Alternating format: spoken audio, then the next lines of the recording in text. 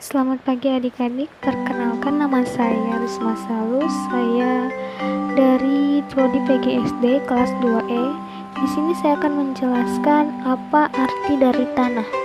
Tanah adalah bagian kerak bumi yang tersusun dari mineral dan bahan organik. Tanah sangat vital peranannya bagi semua kehidupan di bumi, karena tanah mendukung kehidupan tumbuhan dengan menyediakan hara dan air sekaligus sebagai penopang akar. Dan di sini ada jenis-jenis tanah. Tanah dibedakan menjadi 9 jenis. Yang pertama ada tanah aluvial. Tanah aluvial merupakan tanah yang berasal dari sedimen lumpur yang dibawa oleh air sungai. Tanah aluvial sendiri banyak ditemukan di wilayah timur Sumatera. Yang kedua ada tanah vulkanis. Tanah vulkanis merupakan tanah yang berasal dari abu gunung api atau vulkanis atau material letusan gunung api yang sudah mengalami pelapukan. Tanah vulkanis banyak ditemukan di wilayah Jawa, terutama Bandung, Garut, dan Bali. Yang ketiga ada tanah humus. Tanah humus adalah jenis tanah yang muncul akibat tumbuh-tumbuhan yang membusuk.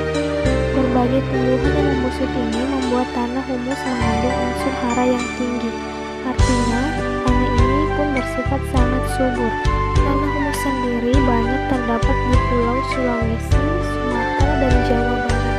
Yang keempat ada tanah arganosol atau tanah gambut.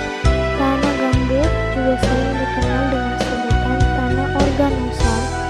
Tanah ini terbentuk dari proses pelapukan bahan-bahan organik seperti dari sisa pembusukan tanah rawa.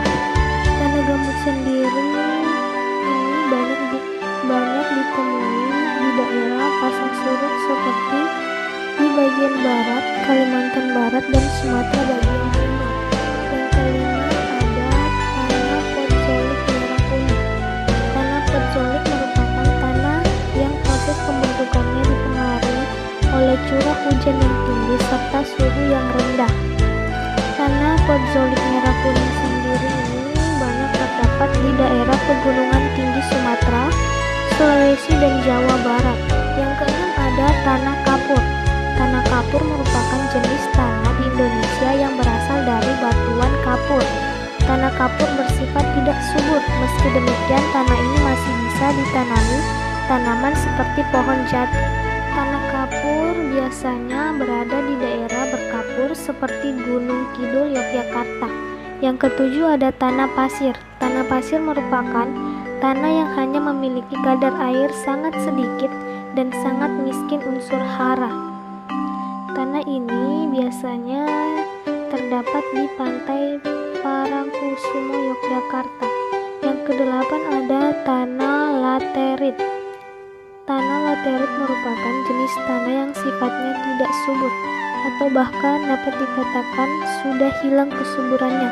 Ini karena dalam tanah laterit banyak terkandung zat besi dan aluminium.